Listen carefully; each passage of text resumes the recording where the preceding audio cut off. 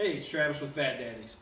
Welcome to part 5 of our 73 Challenger project, where we're going to completely rebuild the rear suspension. 4-5 weeks later, I'm not sure, I lost count, but it's finally time to get the rear suspension sorted on this car. So what we're going to do is we're going to start out, we're going to get the license plate off, we're going to pull these exhaust tips off so we can drop this balance out of the way, so we can get these springs out. Once we get that out, we're going to get the tires off. I've already got the top bolts out of the springs or the shocks. We're going to pull those off, and then get the drive shaft tied up, the brakes unhooked, and it'll be time to get the springs loose and everything and get the rear end actually out of the car.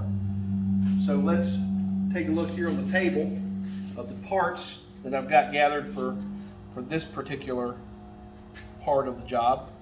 So I've got the new +1 springs from ESPO Springs and Things. I'll try to remember to put a link to them down below. Got new bushings for the rear spring eye and shackles. The rear brake hose bracket is missing off the car, so it's just kind of hanging freely. So I got the new correct bracket for that. I had showed you where the spring perches were rusted out, so I've got a new set of spring perches. We're going to weld those on. I have some Napa shocks, just real cheap ones. I want to upgrade the shocks, but I'm not sure what I want to do right now. So these are really cheap. These will do for the moment to get it on the road. I've got some brake line plugs or brake plugs so I can plug up the wheel cylinders, keep them from leaking, because I'm going to pull the lines off and all. We're going to paint the rear axle back up nice before we put it back in. And I have a 7/16 20 bolt that we're going to use to plug the hole where the axle vent goes, because we need to flip the axle over to weld these on. So we use that to plug that hole to keep all the fluid from running out. So we got a lot of wrenches to turn, so let's get started.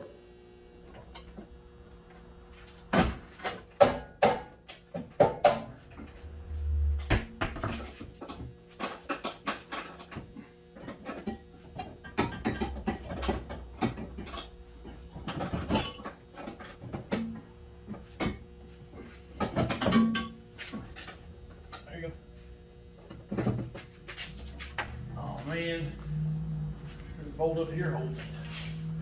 Oh, loose. There you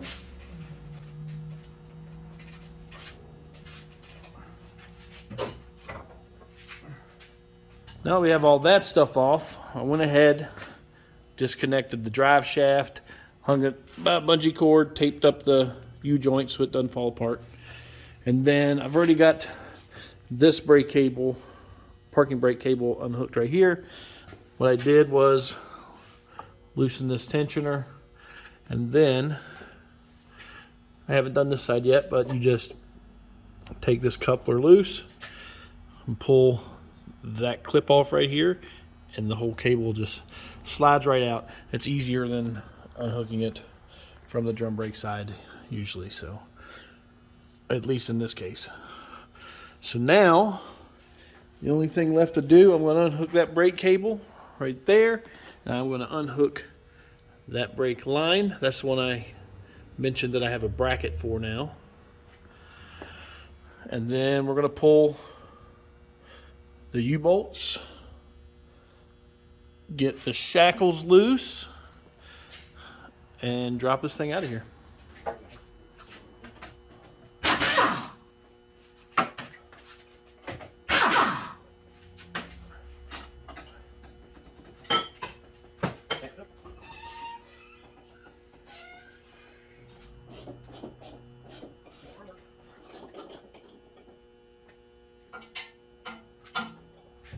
Okay, so Owen's going to balance the rear axle. I'm going to knock out try to knock out these shackle bolts. Lay the back of the springs down. Let them hang from the car by the front so we can get this rear axle out.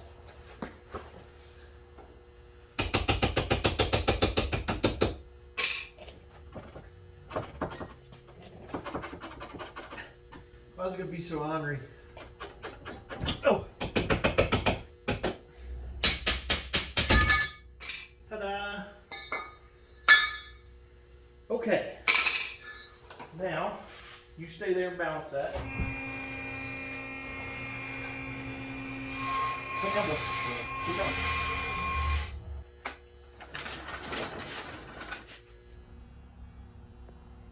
It's a week later, and I don't get to work on this thing every day.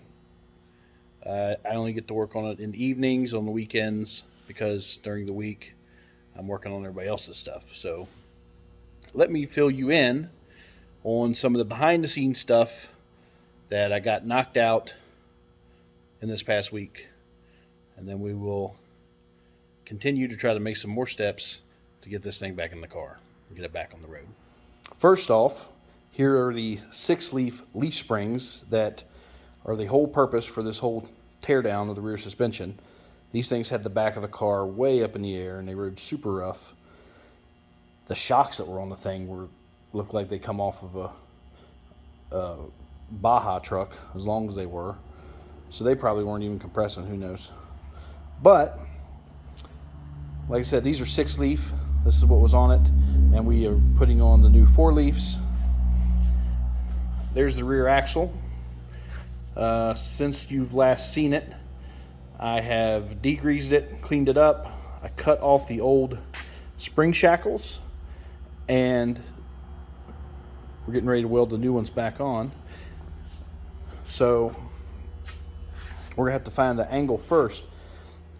I was gonna take the cheap way out, or the easy way out, and if the driveline angle was correct before, then what you would do is just sit the axle up on jack stands like it is, level it up, and if they're correct, the ones that were on it, if they're correct, and you're just replacing them because of, you know, some rust or something like that, then what you do is you cut off one at a time. So you would have your existing one here, and you would cut that one off.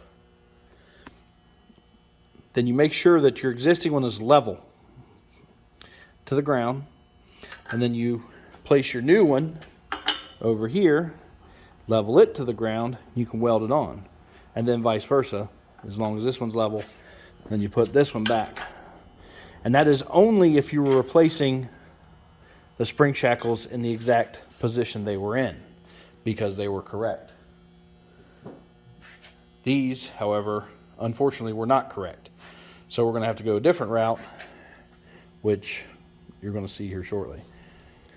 Another thing I got accomplished in the past week is I got all my parts sandblasted and cleaned up and painted and ready to go back on. That's not something that's always necessary to do, but it's something I like to do. We've got the factory rear sway bar lower link brackets, shock mounts, U-bolts, brake thing, bracket thing. One thing I had to do here, these perches, they had a 5/8 hole in them. I didn't realize that when I ordered them. These are Mopar Performance perches. And so the springs actually have a 1/2 inch stud sticking up for centering. So I had to put a little sleeve in those, welded it in just to make them fit better. That is a factory rear sway bar. I had that sandblasted and powder coated black. These are, now this hasn't been in the car since I've had it. It came with the car, but it didn't come with all the hardware. It luckily had these because these are the most expensive to replace.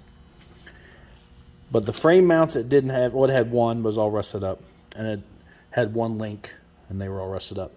So I got these new frame mounts, which are greasable. The others, originals, weren't.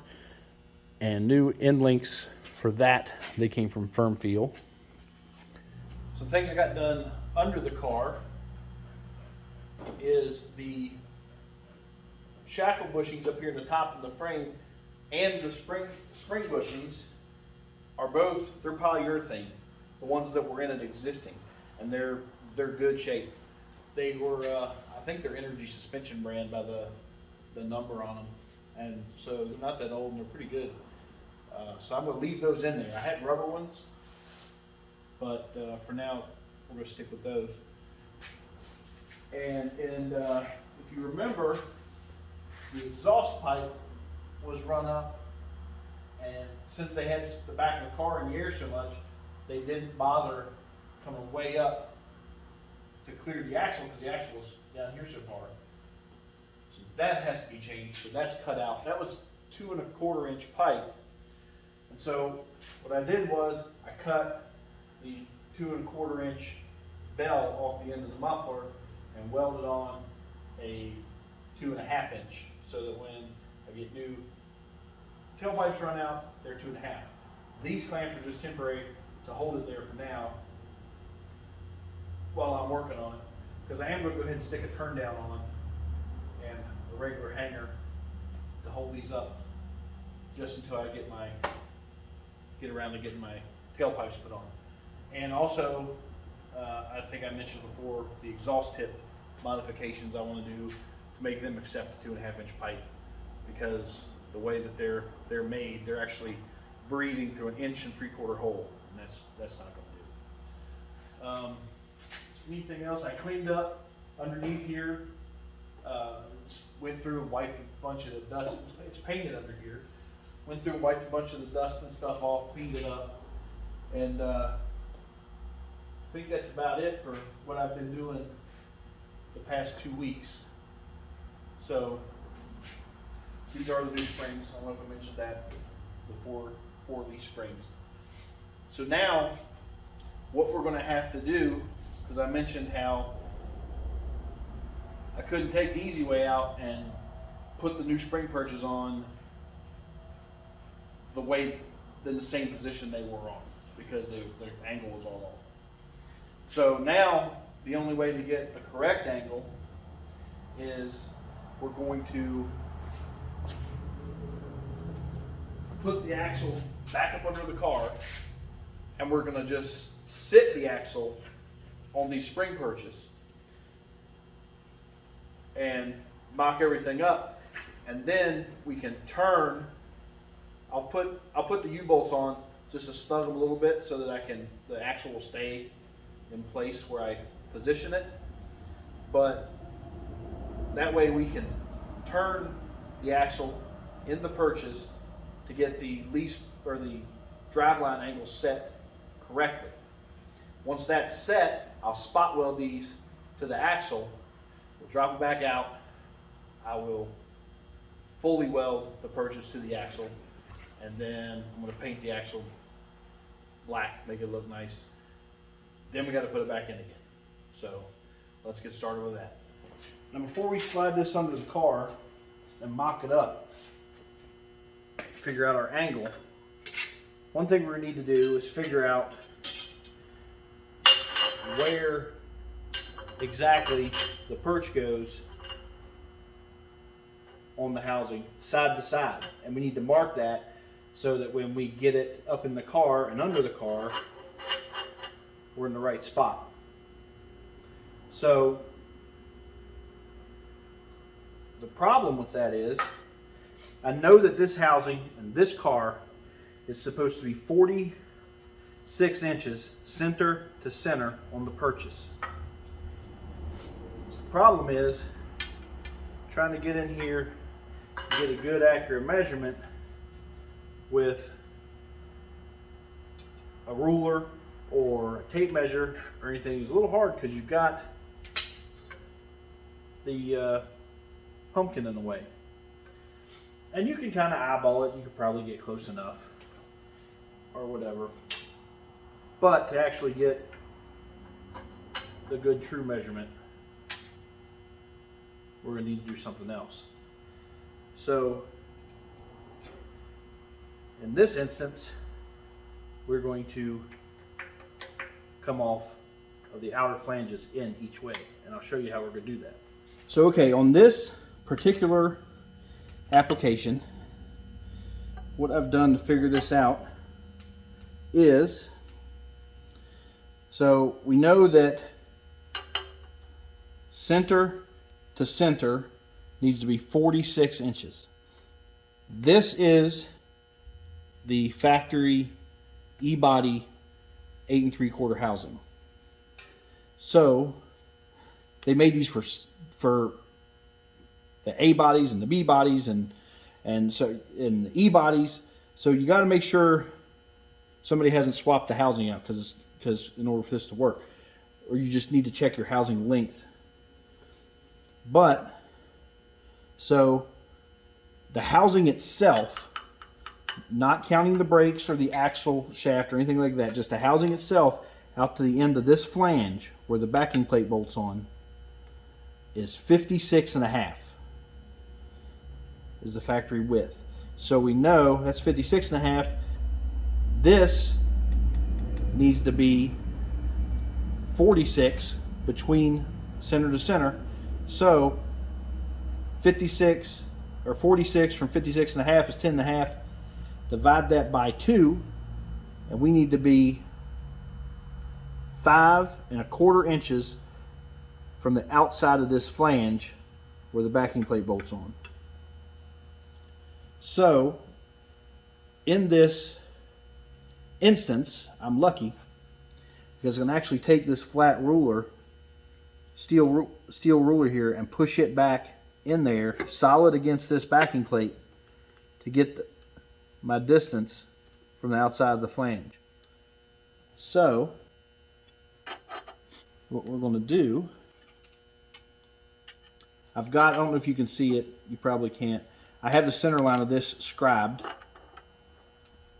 Now we're going to take the ruler, place back against the backing plate. I'm going to slide our perch out to 5 1/4 dead center. And once we have that 5 1/4 dead center, then we're going to take a marker and we're going to mark both sides so that when we get it up in the car, as long as we have the perch, we can rotate it back and forth, but before we spot weld it, it needs to be in between those black lines. I'm going to go ahead and rotate around here. Since we've already marked it, I'll just rotate it inside the black lines, and I'm going to mark it a little further around, and we're going to do same thing back here.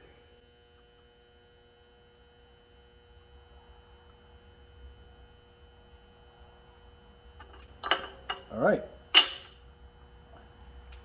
and just for good measure, let's double check.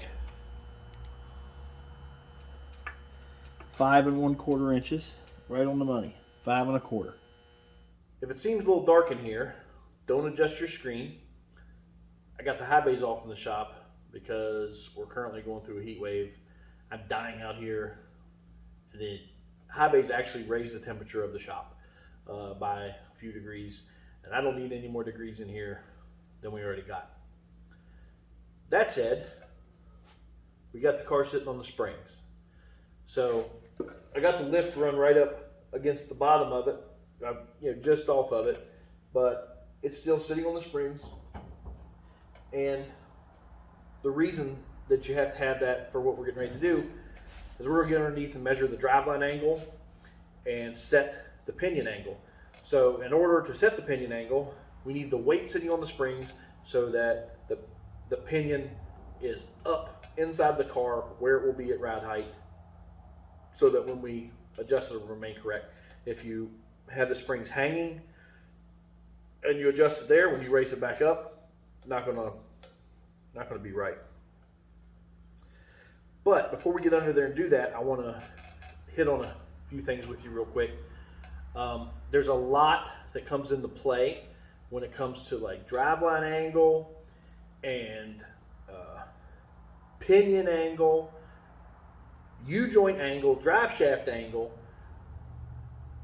For extreme drive shaft angle, there's things called like double cardan or CV joints and stuff, but we're not going into any of that. None of that applies to this particular application. So the drive shaft doesn't have an extreme angle or anything here in this car. So it's not a four-wheel drive or a Jeep with a real short drive shaft or anything like that. So our biggest concern, what we're looking for in this car is, and in most drive shafts, is the biggest thing, it's your biggest goal, is you want your U-joint angles to be parallel. So if you picture if these are your U-joints, right? It's your transmission U-joint. This is your rear end U-joint. If you have a line coming straight off of this and straight off of this, you want those lines to be in parallel. Doesn't matter how they, the height difference or whatever, as long as they're parallel. You don't want them like this or like this. You want them to be parallel. So transmission, rear end.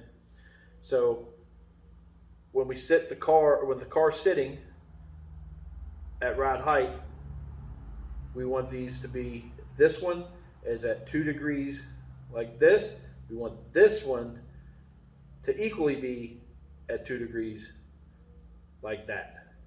So that's our biggest thing we're looking for. The difference is, one thing we're going to change about that is that's our baseline. So we're going to set it in there and we're going to get them lined up where the angles match.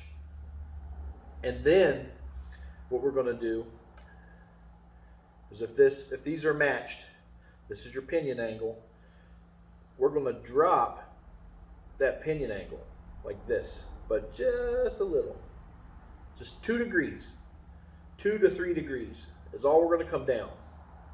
And what that does is, for when the car is accelerating, under acceleration, when you're applying power to the drive shaft and it's rolling on those leaf springs, the leaf springs are trying to roll backwards when you do that. So what we're doing is, by adjusting that down just about 2 to 3 degrees, it compensates for the fact that under acceleration it's going to roll up a tiny amount, which will bring it into parallel at that point. So that's what we're going to go for on this application. So we're going to get them parallel, then we're going to drop the back just a little bit so that under acceleration it'll be even, so that it'll be equal. So that being said, the first thing we're going to do, let me show you just the simple tool I'm going to use to do this. So they've got, you got all kinds of angle finders and digital angle finders. I've got a cheap little angle finder. I've got a digital level with angles on it and all this stuff. I don't use it a whole lot. I don't even know where my digital level is at the moment. But this thing works great. A level, unless it's damaged, a level is super accurate. It's less than a degree to get that bubble out of the center. I mean, just the slightest little bit and the bubble's out of the center. So this level, it's a Stanley FatMax Extreme, and I'm sure there's other companies that make the same thing. But this level has an adjustable bubble on this end, and it's got degree marks right here. So what we're going to do is we're going to go underneath, and you can just use this just like an angle finder. You can adjust this to where it reads level, read your marks, and this thing's super cheap and it works good. I've had this one a long time. And so now let's get underneath the front of the car, we'll measure the driveline angle on the engine and transmission, and once we get that, we can come back here and match the rear end up to that. The way we're going to measure our angle for the driveline is we're going to measure off the crank pulley. So as long as your crank pulley isn't bent, your crank pulley should be, the face of your crank pulley should be 90 degrees, should be parallel or perpendicular to your crankshaft and transmission output shaft and all that, as long as this isn't bent. So mine's not bent. So, and not all applications can you get a tool up in here to measure this. So you might have to find another spot back through the drivetrain here that is level with the crankshaft and transmission output shaft. But we're lucky in this instance. So I've got this thing. It's kind of hard to reach up in there and adjust it. I guess I can do it upside down. Yeah. So if I hold it up in here, I know you can't see. So I hold it up in here like this, and then I can adjust this bubble to where it's dead in the middle. And like I said, a level is very accurate if it isn't damaged, so just the slightest movement will throw it one way or the other. Okay, so now what is it? I'm trying to see that angle. All right, we're gonna have to flip it the other way. All right, let me do this same thing one more time. So hold this up here on the crank pulley. You want it going straight up and down, and then we're going to measure. Then we're going to. The reason I had to flip it around is because this dial only reads 180 degrees, and I was out of the scale, so I flipped it around. And now here we are, dead on in the middle of the level, and I can pull that down, and I can read that our angle, once I get it out of here in the light, I'll make sure I can read a little better. But we're looking at maybe 5 degrees, looks like. Holding up there in the light so I can see. I'll get out from under the car and we'll be able to see it better. But then we're going to go to the back and use this to match it up.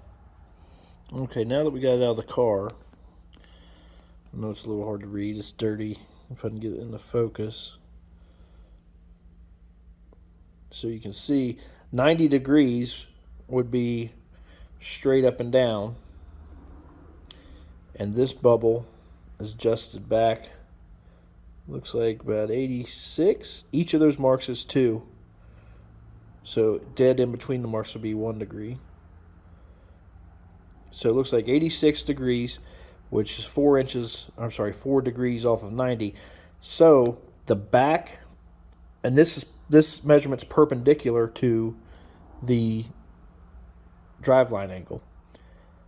So what this is telling me is that the driveline angle is 4 degrees down in the back at the transmission. So now we need to go make the pinion equal to this. So let's go back under the back of the car and adjust that. I need you to forgive me for the terrible filming under here, but it's a little cramped and a little tough setting up a camera under here, but I think we'll get the job done. So what we're going to want to do is roll this differential up and down in the leaf springs. And in order to do that, that's why I have the jack stand sitting under the spring on the shock plate here, because the weight is on the spring, it's not on this rear end. If you had the jack stands up here on the rear end, all the weight of the car is hanging on these U-bolts, and it's going to be very hard to move this thing to adjust it with all that weight hanging on there. That said, let me see if I can get the camera adjusted here so you can see what we're doing on the pinion. So we've got our angle finder, or level or whatever, with our angle still set from the front. And we're going to place it right here on the front of the yoke. So we can see we're way off level, so we need to come up. Oh, look at there we go. Nice rare earth magnets in this. So we need to come up. Oh. One thing you can do is place a bottle jack under here to move it up slightly and make it a little easier, but I already don't have enough room under here for showing you guys, so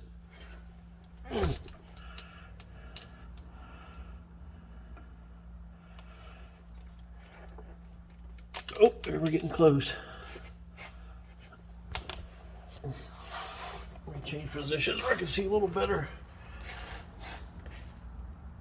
and not be in your way.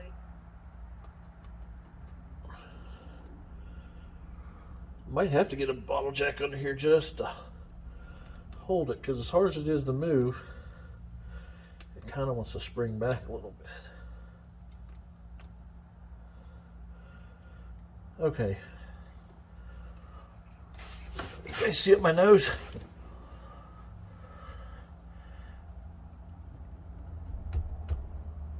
Okay. So right there, it's set dead level with the front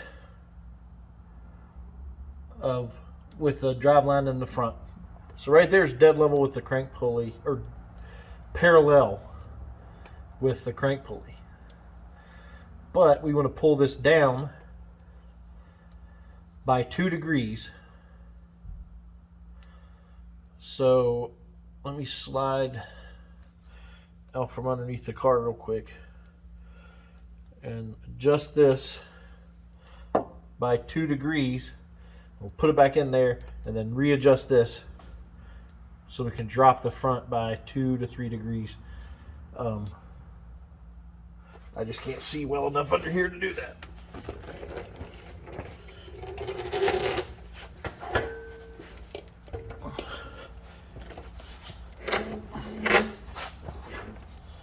Okay. I say okay a lot, don't I? So I've got this thing adjusted. Double check that I didn't move it rolling in here. Yeah. So I've adjusted this thing by 2 degrees. I'll stick it back on here. Okay, so now we're going to drop the pinion. We're going to pull this thing back down. Because remember, I'll be damned. Remember, let me double check this thing's still where it's supposed to be. So you'll remember that we want to drop this thing by 2 degrees because under acceleration is going to try to roll up. So that right there looks dead on 2 degrees down from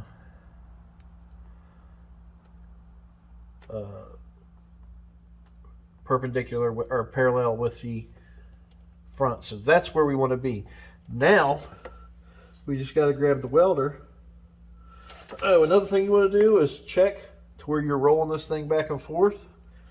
that the magic marker lines we put on for the spring perches to be lined up side to side are still on, which on this side it is. I'll have to check that side. But now we just got to roll under here with the welder, give it a good spot weld to hold it in place, and then we can drop this back out of the car, get it out, and fully weld it up. So that's what I'm going to do right now. Fast forward to the next day, and I've pulled this thing out, welded up the purchase completely, gave this thing several coats of John Deere Blitz Black tractor paint. We've reinstalled our brake lines, brake hose, installed my missing brake line bracket up here, and which I don't think you can see from the fuel tank in the way, but it is the bracket for the brake hose. We got our shock plates with our sway bar plate in between. Got our U-bolts torqued down. So this evening we are going to, these are factory shock plate or sway bar plates, and I have this factory sway bar for this car. It was an option. So I was missing some of the hardware, the frame brackets. This one actually mounts up to the frame instead of mounting to the axle and having the links go to the frame. This is the opposite. It mounts to the frame and has the links go down to these brackets. Since I was missing one of the frame brackets, the other was all rusted up, and I was missing the end links and all, I went to Firm Feel and had them send me, because they have a sway bar that mounts the same way the aftermarket or the original one does. So I've got their aftermarket frame brackets and end links, and we're going to use that to install my original sway bar. So let's get started with that. All right, these are our Firm Feel frame brackets that we're going to use to remount the factory sway bar. So the factory sway bar holes are right here in the frame. I think if they are, I feel like I've heard that if they didn't come with a sway bar, that these would be just, they could be like little divots. I don't know if they're in all the cars or what. But this bracket is actually a little bit too wide for down here, and it does not, I called them, they said they do not intend you to use these holes for it. They intend you to slide this thing up the frame to where it's snug. So I'm going to slide it up.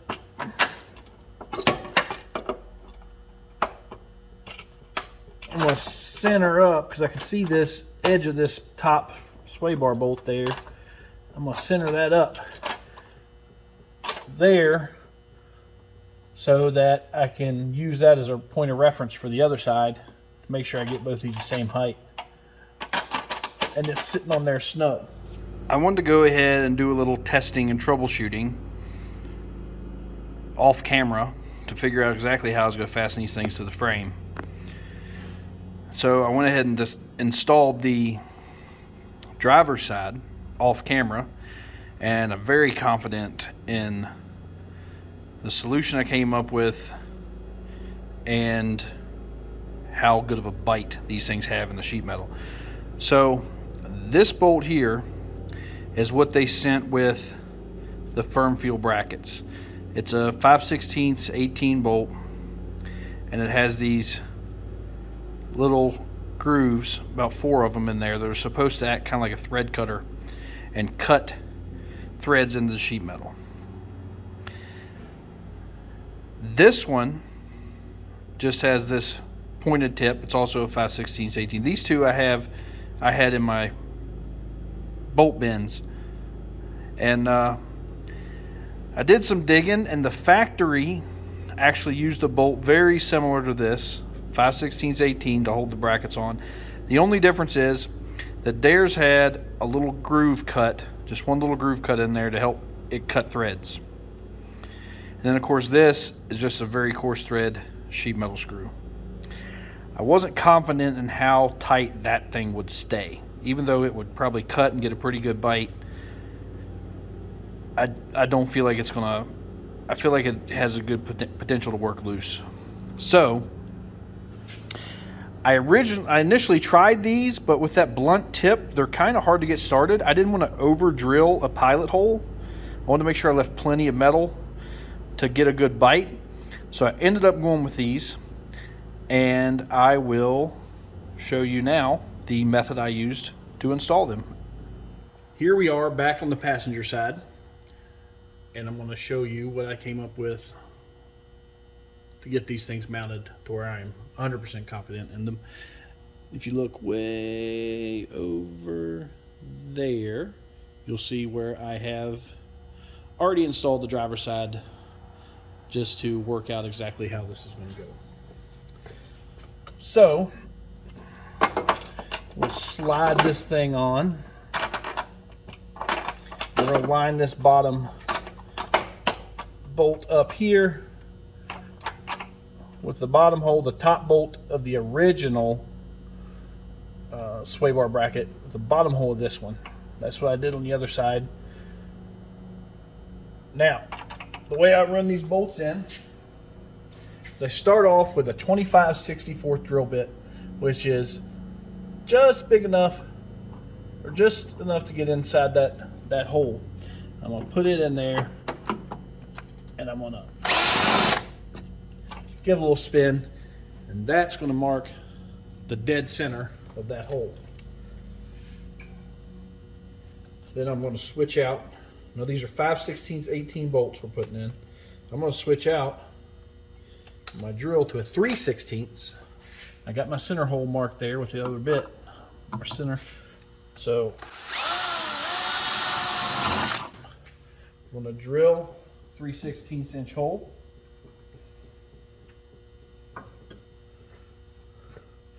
Take this punch, put it in the hole, give it a couple whacks to try to kind of mushroom in the metal just a little bit. Give it a little more bite on the bolt. Doesn't take much. All right. Now that is ready to go, get her back lined up here in the center.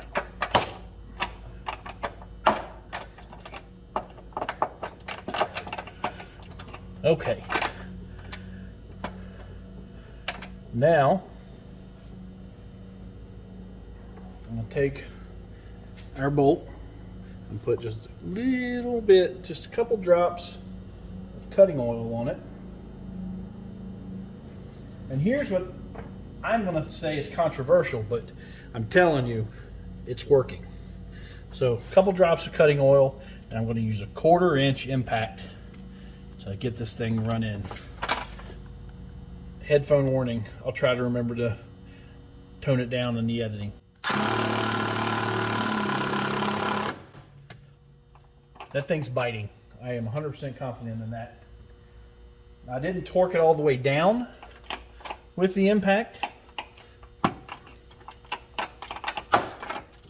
It still wiggles. And then I'm going to snug it up with the ratchet so that I don't overdo it. Now I'm not giving huge amounts of torque to that. I've just got it real good and snug.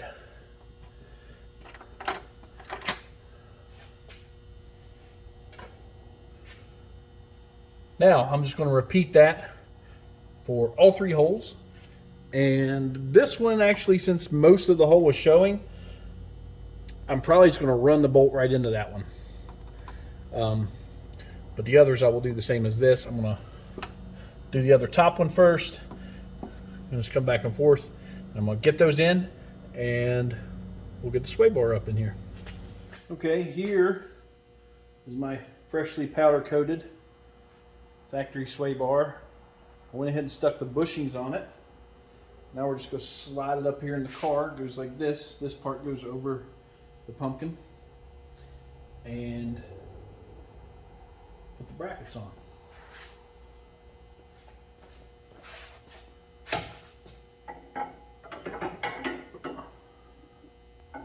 Just lay it up in here for a second. Get it to stay.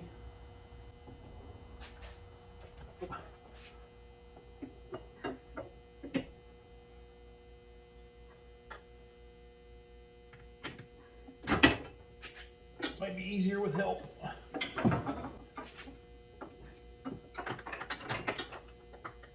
Okay. There we go. Oh, spoke too soon.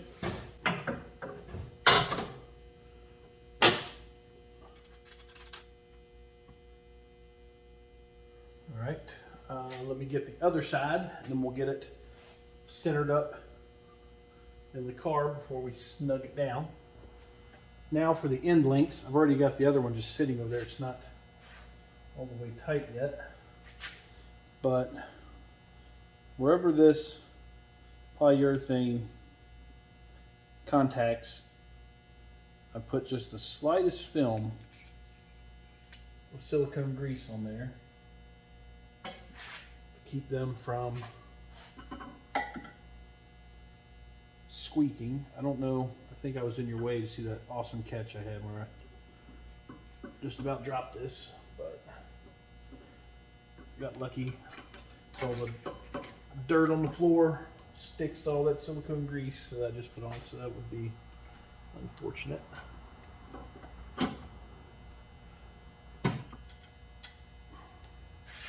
Try and get this nut started. A little bit of a pain. All right.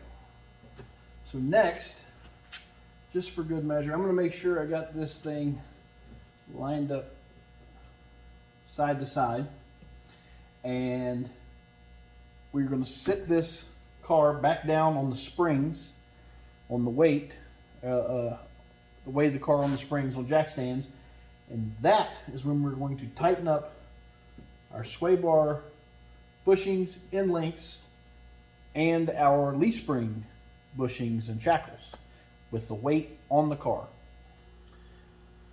We've got the car sitting back down, its weight is on the springs, and now is the time that we're going to go in and torque down our springs and our sway bar and our shocks, which I forgot to mention shocks earlier, but I stuck the shocks on there. So now's the time we're going to torque those down. And I'm lucky enough to have a factory service manual that gives me the torque specs for all that stuff. You can look, if you don't have your service manual, you can look online for the answers or whatever, but I have it for this particular car. The torque specs may or may not be exactly the same if you're using polyurethane bushings. I don't know if it changes anything or not, but I'm going to go just with the factory torque spec on those bushings. With the sway bar end link bushings that are now polyurethane instead of rubber, I am probably going to go a little tighter on those. I think the factory spec is 100 inch-pounds. So I'm probably just going to do those by hand and watch for the bushings to just start to deflect a little bit, just start to compress, and probably leave it there. You don't want to over tighten the stuff. One more thing I want to hit on real quick. I'm not going to get into all the math and everything, but the front spring bolts on this car, I need to use a crow's foot on the torque wrench to get up in there and torque them down. Now, as long as your crow's foot is 90 degrees from the torque wrench itself, your center line from the fastener to the end of the wrench stays the same, and therefore does not change your torque setting on your wrench. Now, if you have it set like that or like that, it's not 90 degrees, then you have to do a little math to make sure your torque is accurate. I think Tekton, Tekton.com, I found a calculator on there where you can actually calculate from center of fastener to end of wrench and use that calculation to tell you what you need to set your wrench at to be accurate in case you can't have it at 90 degrees. But we're not getting into all that. Like I said, as long as you have it at 90 degrees, it won't change your torque rating.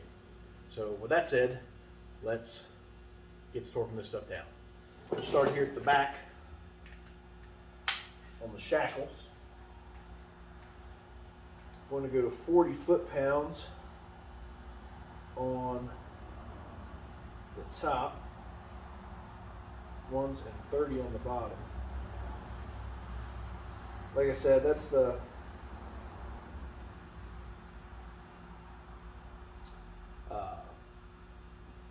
for the original rubber bushings, but I'm confident that it will be fine to use that for these.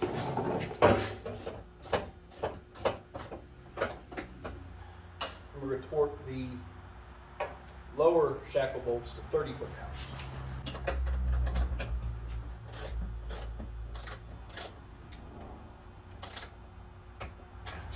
All right, we're going to torque the lower shot nut to 50 foot-pounds. And to be honest, when you've done this stuff for years and years and years, a lot of these things can just be tightened to feel. You've done it enough that you're like, that's good. But just for demonstration purposes, and because of the fact that I do have the factory service manual, why not show how it's technically done?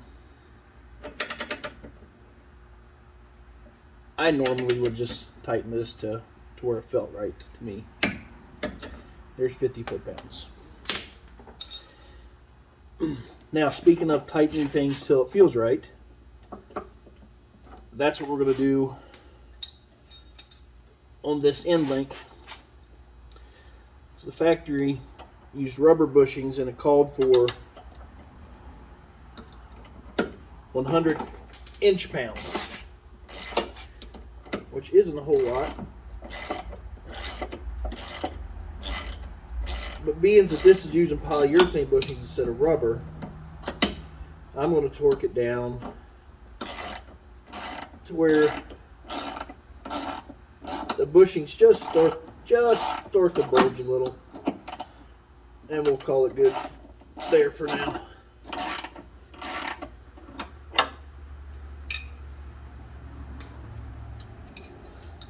There we go. I say that's good.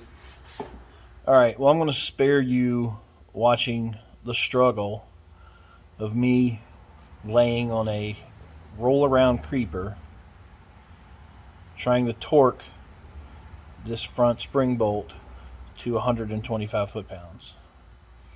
And when I say spare you, I'm probably just sparing me of you watching me struggle to torque this thing. But I finally got it. It's hard to when the creeper's trying to roll around and all, and I'm not trying to lay on this filthy floor. But here's what we got. There's where I was talking about using the torque wrench at 90 degrees and then laying on the ground and pulling that sucker to 125 foot-pounds. It was a bit of a struggle, but I finally got it. Now it's got to do the other side. So I had to enlist the help of Cat Dog here so he can get underneath the car and hold the bolt while I climb up here in the trunk and torque it down. So, all right, bud.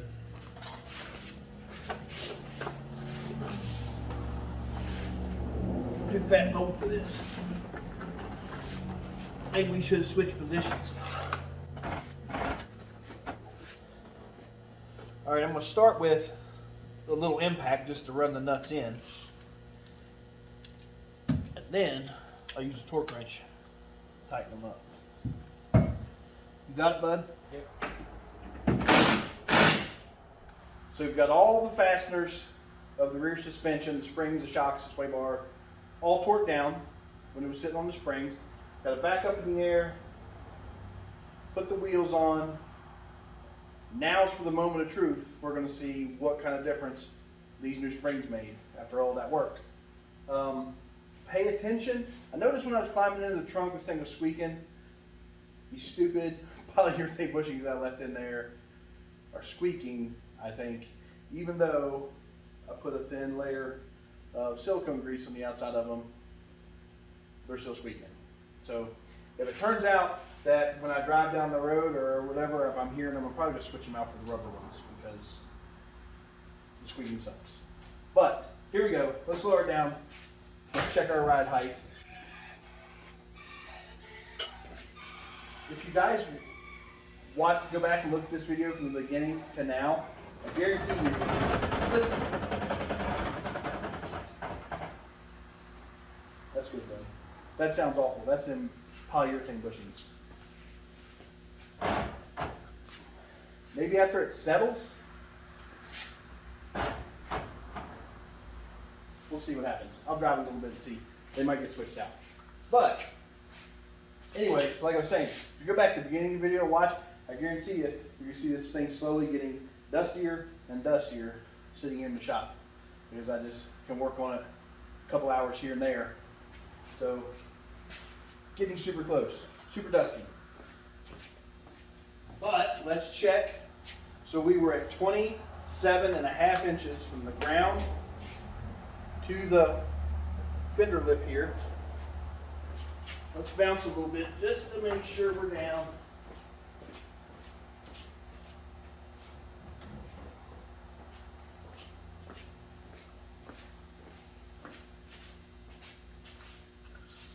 What do we got? 25.5 inches. So an even 2-inch lowering from where it was sitting. Now, these springs were ordered with a +1 height to them. So these springs are supposed to be 1 inch higher than stock because I think I mentioned that earlier because the back on these things kind of sagged from stock. The front's probably still sitting up a little bit because it hasn't settled. I'll have to take it for a drive around the block here or whatever and get that front end to settle, and then we can look and see exactly how it's going to sit. And I feel like there's a good chance these rear springs are going to settle a little bit, so we might have to do some adjustment even after that, just with the front to get it to sit exactly like I want. I'm not going to bore you with it. There's a few more things I've got to do. I've got to bleed the rear brakes. I want to do something with those exhaust hangers and the gas tank vent under there. And once I get those wrapped up, I'm not going to bore you guys with it, but then I'm going to take it on that quick run, and I'll be back with you, and we'll see how it sits and how it rides and what we got to do to get it just right.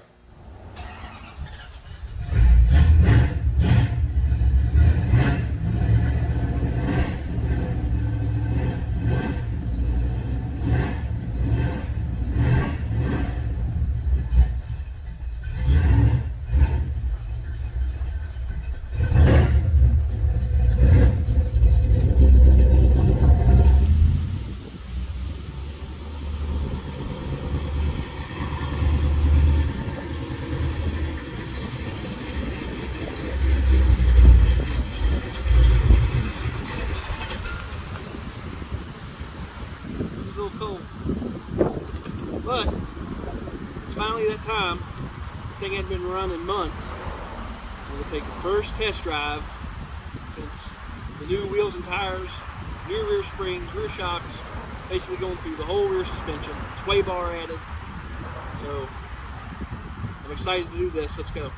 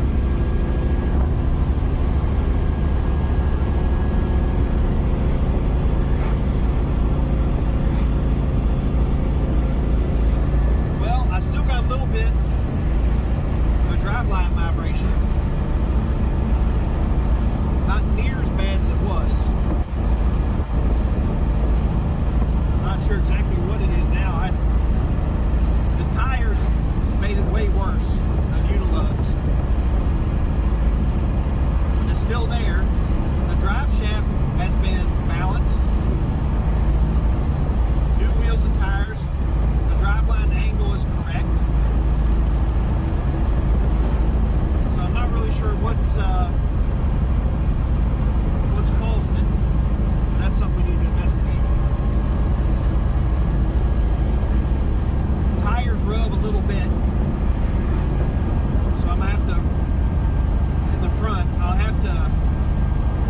think I'm gonna need to adjust this washer bar height a little bit, and then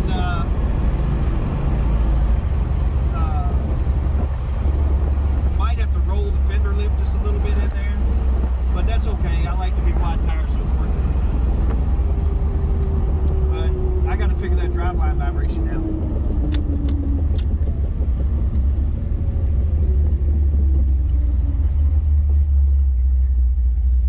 Let's get some gas.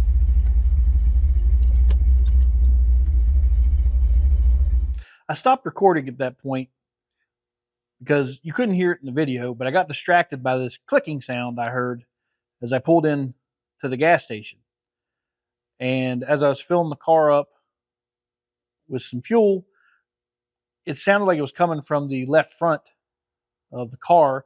So I got underneath and I was looking around, I was checking, and I couldn't find where in the heck this sound would have came from. So I finished putting fuel in the car and pulled back out in the road, and that clicking sound was still there. It seemed like it got a little bit louder, so I pulled over, got to looking, and what do you know? Lug nuts were all loose. So I had, this car had been, I'd had the car in the shop for a while, and doing all the suspension work and stuff to it.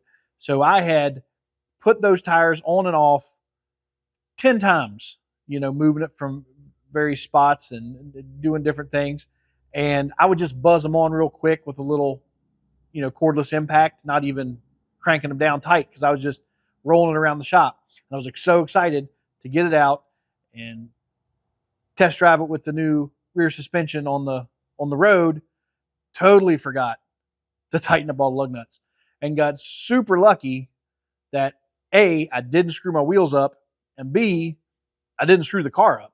You could lose a wheel and screw your car up. Worst case, that wheel come off and cause an accident to somebody else.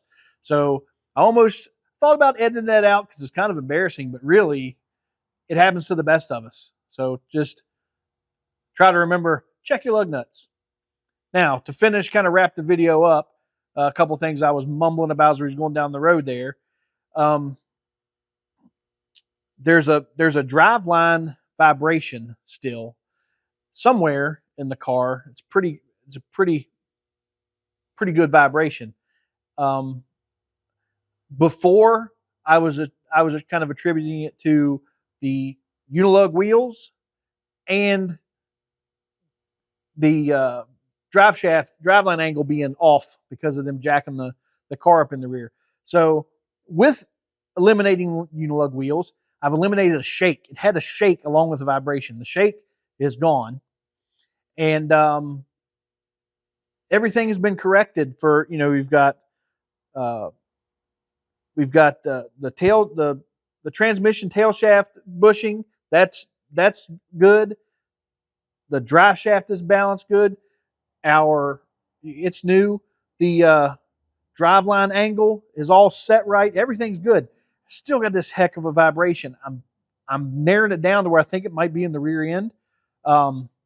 Maybe an axle bearing, hopefully something simple.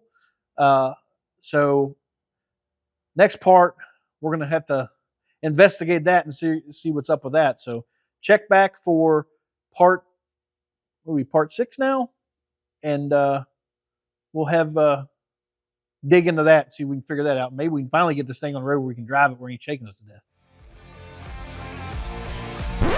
Whoa. Hold on. I forgot to tell you to do the whole like, subscribe, notification thing that you've probably never heard before.